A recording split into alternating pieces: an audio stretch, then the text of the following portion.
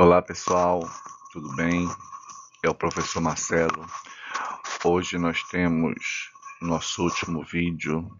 Vamos fazer uma rápida revisão do urso, né? Técnica de solda de componentes eletrônicos, né? É um resumo esse vídeo, certo? Eu vou deixar à disposição e juntamente vou deixar à disposição o exercício de revisão de todo o curso, ok?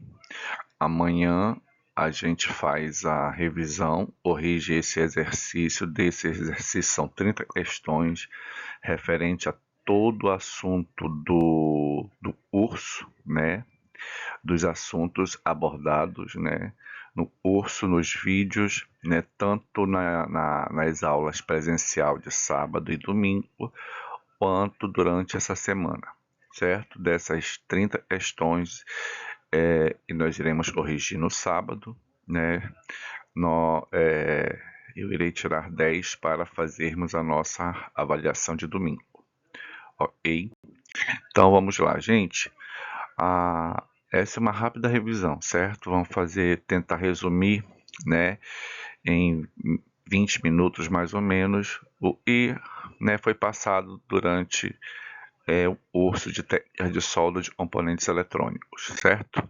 Bom, o objetivo do curso é qualificar os participantes, né, os alunos, né, tanto nos conceitos e técnicas para soldagem e dessoldagem de componentes eletrônicos, tanto de tecnologias PTH como SMD, né, mostrando quais são as ferramentas, quais são os insumos necessários para solda, né, em placas de circuito eletrônico, além de apresentar problemas que possam ser causados por descargas de eletricidade estática, né, eletrostática e formas de prevenção, certo? A gente falou sobre a eletricidade, né? É o ramo da física e estuda os fenômenos relacionados às elétricas, né? A eletricidade ela é dividida em três partes, né? Em eletrostática, estuda as elétricas em repouso, a eletrodinâmica, estuda as elétricas em movimento, e o eletromagnetismo estuda os fenômenos que relacionam campo elétrico e magnético, certo? Bom, além disso, também falamos sobre corpos neutros e corpos eletrizados, né? Os objetos, os materiais são formados por átomos, o que significa que eles são constituídos de elétrons e prótons, além de nêutrons, né? E todo corpo neutro ele possui o mesmo número de elétrons e prótons, né? E o corpo eletrizado ele pode ser eletrizado positivamente ou negativamente, né? Um corpo eletrizado ele apresenta um desequilíbrio no número de prótons e elétrons, né? Para um corpo estar eletrizado negativamente, ele precisa ter um número de elétrons superior aos números de prótons, já que os elétrons, né, são partículas negativas, certo? E um corpo positivamente eletrizado, ele possui um desequilíbrio, né, em relação às partículas, né? Ou seja, ele possui mais prótons do que elétrons. Prótons, para quem não sabe ou para quem não lembra, são partículas positivas, eletricamente positivas, né? Ok? E o corpo neutro possui o mesmo número, ou seja, a mesma quantidade de elétrons e a mesma quantidade de prótons, né? Então, um anula o outro, deixando assim o corpo neutro, certo? Bom, além disso, também vimos os princípios fundamentais da eletrostática e de corpos de sinais iguais se repelem, né? E quando eles possuem sinais diferentes, eles se atraem, ok? Falamos também de condutores e isolantes, onde condutores são materiais que apresentam pouca resistência à passagem de corrente elétrica, né? Existem três tipos de condutores, né? Os sólidos, os líquidos e os gasosos, né? Eu falei os exemplos, né, de cada um na aula presencial, né? E condutores no estado sólido, né, são praticamente os metais, e no estado líquido, né, existem os metais líquidos, né, além da água, do sal, né, água salina, né, soluções salinas ou ácidas, além de cálcio, potássio, sódio, e no estado azoto, todos os ácidos podem ser ionizados, eles que ganham ou perdem elétrons, certo? Falei também, isolantes são materiais que têm uma alta resistência, né, ou dificultam a possibilidade dos elétrons ou das partículas se movimentarem, né, deixando assim os corpos, como eu posso dizer, isolados, né, e não permitam essa passagem, essa movimentação de elétrons livres, né, e né, existem dois tipos, né, exemplos, tanto existem isolantes térmicos quanto isolantes elétricos, certo? Aí eu deixei, né, quais são os exemplos de isolantes elétricos, né, e nos permite mais para nossa matéria, né, é a cerâmica, a vidro, borracha, plástico, óleo, né, enfim, né, e tem os isolantes térmicos, como madeira, ar, neoprene, isopor, lã de vidro, entre outros, certo? Existem Falamos também sobre processos de eletrização, expliquei um pouco, e a eletrização é o processo do um corpo inicialmente neutro, ele é eletrizado, né? Existem três tipos de eletrização de um corpo, né? Atrito, contato e indução, né? O atrito ocorre quando dois corpos são esfregados, atritados, né? Eles são neutros e são feitos de materiais diferentes, né, substâncias diferentes. Um corpo cede elétron um para o outro, ficando assim um eletrizado positivamente e o outro negativamente, né? Aí temos citando, né, pode ser um isopor atritado, isopor com ouro, né, fica positivo e o outro negativo, né, o isopor, certo? Já a eletrização por contato, um corpo eletrizado ele transfere elétrons para um corpo neutro. O corpo neutro fica eletrizado, mas com o mesmo sinal do corpo eletrizado, né? Então, um era positivo, o outro era neutro, então os dois vão ficar positivos. Ou se um é negativo e o outro é neutro, se você encostar, né, um corpo positivo, um negativo, um neutro, né, eles vão ficar igualmente eletrizados negativamente com o mesmo número de cargas elétricas. Aí coloquei alguns exemplos, né, e a eletrização por indução ocorre quando um corpo, né, induz, né, um corpo eletrizado induz a eletrização de um corpo neutro sem tocar, apenas se aproxima. A principal consequência é a formação, né, de raios, né. Aí falamos um pouco também sobre eletrodinâmica, né, estuda as elétricas em movimento, né, enquanto a eletrostática estuda os corpos, né, as elétricas em repouso, a eletrodinâmica estuda as elétricas em movimento. Decorrendo disso, a consequência disso é a corrente elétrica, né, os circuitos e o funcionamento dos equipamentos elétricos, certo? Vários equipamentos elétricos, eles só funcionam com corrente elétrica, ou seja, quando essas cargas elétricas estão em um movimento ordenado. E corrente elétrica, né, quando essas cargas elétricas estão em movimento, mas um movimento ordenado e não desordenado. Então, corrente elétrica é o movimento dessas cargas elétricas em um movimento ordenado dentro, né, do condutor, né? Bom, também existe a tensão elétrica ou voltagem, a corrente só ocorre quando há uma DDP, uma diferença de potencial, uma tensão elétrica entre os seus terminais. Tanto é que, por exemplo, existem correntes de 127 volts nas nossas tomadas e 220, né? Essa em outros estados, certo? Bom, também falamos do sentido da corrente elétrica, né? O sentido o convencional é sempre do positivo para o negativo, mas o real é do negativo para o positivo, certo? Existem dois tipos de corrente elétrica, né? A corrente elétrica, né? Como eu falei para você, a corrente elétrica ela é responsável por transmitir, por fazer a transferência, deixar fazer a passagem da energia elétrica a partir do deslocamento de elétrons do lado negativo para o lado positivo dos terminais. Existem dois tipos de corrente elétrica: a corrente contínua, né, e flui em uma única direção, os elétrons movem-se em um único sentido, não é isso? Então a gente pode ver aí no gráfico, é uma linha reta. Já a corrente alternada, ela muda de direção periodicamente. Um exemplo de corrente contínua, a gente pode, elas geradas por pilhas e baterias. Já alternada, elas vêm diretamente nas tomadas residenciais, comerciais, prediais, industriais, né? Os elétrons podem mudar de direção constantemente. É muito utilizada em linha de transmissão de usinas elétricas, né? E a corrente elétrica que as nossas resistências são disponibilizadas nessas tomadas. Então, notem que elas são sempre alternadas, né? Pelo gráfico, a gente vê uma hora está lá em cima, um pico lá em cima, outro pico está lá embaixo, certo? Bom, a resistência elétrica é todo elemento cuja função, né, é um resistor, né? A resistência é a dificuldade que a corrente elétrica tem de passar em um componente elétrico. O componente P, essa corrente elétrica, não deixa toda a corrente elétrica passar, dissipando assim é, essa energia em forma de energia, essa energia elétrica total em energia térmica. Então, o resistor tem essa função, né? Qual é a função do resistor?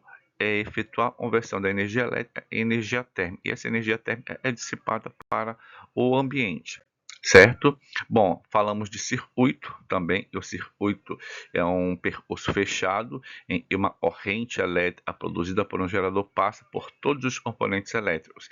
Existem dois tipos de circuito elétrico, né? O circuito elétrico ele é formado por gerador, condutores, resistores, um interruptor, né, e são classificados em série e paralela. A série em cujos componentes estão organizados em sequência, né? E o paralelo, né, é, é a passagem, é o circuito e os componentes estão ligados entre dois ou mais pontos em comuns, né? E por todos passam a corrente elétrica, certo?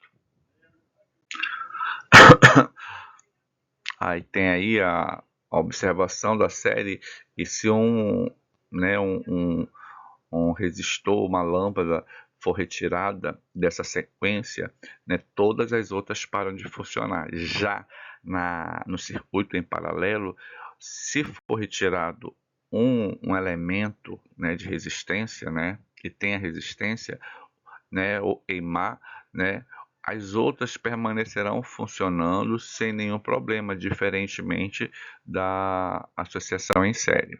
A gente também falou um pouco sobre eletrônica, é o ramo da ciência que estuda os circuitos formados por componentes elétricos e eletrônicos com o objetivo de armazenar, transmitir ou processar informações além dos controles de processo, né, e sensores de mecanismo, né.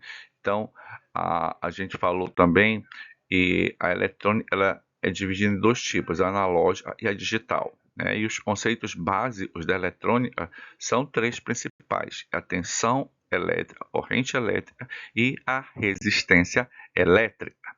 A eletrônica analógica, ela estuda, vamos dizer, o desempenho dos componentes eletrônicos e circuitos analógicos, como resistores, capacitores, transistores, cristais, circuitos, as principais características da eletrônica analógica. Ela analisa sinais de sistemas que variam de formas contínuas no tempo, trabalha com grandezas físicas que podem assumir uma infinidade de valores e baseia-se em princípios da primeira lei de Ohms ou a lei de Kirchhoff para a teoria dos circuitos. Já a eletrônica digital, ela estuda e desenvolve circuitos e sistemas que operam com sinais digitais. As características são: os sinais digitais eles são representados por valores discretos que são chamados de binários, como 0 e 1. Os circuitos eletrônicos são geralmente feitos de grandes conjuntos de portas lógicas ou programas lógicos. Os CIs, que são circuitos integrados, são componentes eletrônicos específicos e são utilizados nesses equipamentos, como nos computadores, celulares, TVs, enfim, né? Vamos falar um pouco sobre componentes, né, eletrônicos, né? E os componentes eletrônicos são dispositivos elétricos capazes de transmitir a corrente através de um condutor ou semicondutor. Existem dois tipos de componentes, podendo ser tanto PTA como SD, né? E são também conhecidos como tipos de montagem, né? O PTA é pin toward hole, o pino e atravessa o furo, né? A característica aí deles são esses terminais, né? Essas pernas longas e perfuram a placa de circuito, né? Então, essas são as características, né? Os resistores têm dois terminais ou mais e são soldados à placa e são recomendados para equipamentos ou aparelhos robustos, né? Grandes, né? E precisam dissipar energia, né? Então, PTA é uma montagem técnica através do furo. Já o SMD é um dispositivo montado na superfície da placa. Então, aqui temos dois exemplos, né? De como eles são montados. Quando ele tem umas perninhas, né? As perninhas elas não atravessam a placa, elas não perfuram a placa. Ou seja, o dispositivo, o componente, ele é soldado na superfície, e como temos esses dois exemplos aqui. Já o PTA, ele precisa para ser soldado, ele precisa perfurar a placa. Aí temos aí do lado um PTH e um SMD, onde o SMD ele não perfura, ele é simplesmente soldado na placa, na superfície, enquanto o PTA ele perfura a superfície, né? Ele atravessa, sendo soldado do outro lado da placa, certo? Os SMD são dispositivos comumente usados, muito usados hoje em dia, né? E o Surface Mounted Device é um dispositivo e seja montado na superfície. Eles são menores, mais leves, né? Possuem terminais mais curtos, são projetados para instalações automatizadas e são ideais para dispositivos ou equipamentos portáteis, como celulares, né, computadores, enfim, certo? Os componentes são classificados em três classes: passivos, ativos e eletromecânicos. Os passivos, a deles é não gerar, tá? Não geram energia para o circuito, tá? Não geram ganho de amplificação e nem direcionam a corrente, certo? E eles retardam ou armazenam, certo? E eles interagem, certo? Com a energia, certo? Aí temos exemplos como resistores, capacitores e indutores, como exemplos de passivos, e temos os ativos que são capazes de gerar energia, né? Como diodos, circuitos integrados, transistores, fontes de energia, os eletromecânicos, e envolve, né, movimento mecânico, como o relé, o motor, o cristal, a chave, né? Temos os códigos de cores, como a gente faz para ler, né? Usando código de cores, a gente tem que saber o seguinte: de 4 faixas, a primeira faixa mostra o algarismo de resistência, a segunda também informa o valor ou número, o segundo número, né, do algarismo da resistência, o terceiro significa a quantidade de zero a ser adicionado ou multiplicador, e o quarto mostra a tolerância que o componente terá, certo? Aí também temos como são os SMDs, quando são de dois números, os dois primeiros são números mesmos, quando temos três números, repete os dois primeiros números, né? E o terceiro número ou é a quantidade de zero ou o número de zeros. Quatro números repete os três primeiros números e o quarto número é o número de zero ou a quantidade de zeros. Quando temos a letra R, você substitui no lugar do R na mesma posição, sem mudar os outros números, né? Você substitui o R pela vírgula, certo? Bom, dando continuidade, a gente viu o ESD, o eletrostática, né? O choque, né, involuntário, né? E ocorre, né? Uma descarga eletrostática ocorre, né? Durante, né, o manuseio ou o atrito entre dois corpos, né? Devido a esses contatos, esses corpos, pode haver uma descarga eletrostática. E como soluciona isso usando equipamentos, né, eletrostáticos, como pulseira eletrostática, as dedeiras, manta eletrostática, bota, aterramento, calcanheira, luvas antiestáticas, jaleco antiestático e assim diante, certo, gente? Temos também, falamos um pouco sobre solda, né? A gente tem que saber que solda é um tipo de, existem vários tipos de união, como parafuso e rebite, olagem, brasagem e a soldagem. A soldagem nada mais é a união de dois materiais metálicos por meio de eletricidade e aquece o metal. E o que acontece? Quando esse metal é aquecido, vai ocorrer uma fusão ou um amolecimento ou um derretimento do metal, certo? E temos aí, vocês podem dar uma lida nas vantagens e desvantagens,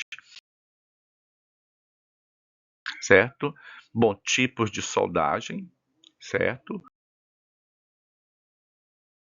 Aí vocês também podem ver quais são as características da solda, né? Deem uma olhada nesse resumo aí, tá? Aí onde eu falo também sobre os componentes, as vantagens e as desvantagens, certo? E onde do SMD e do PTH e onde eles são usados, tá bom? Então, vou ficar por aqui, certo? Deem aí uma lida, uma observada e daqui a pouco já vou passar para vocês o exercício de revisão, tá? Então, até amanhã e fiquem todos com Deus, tá bom?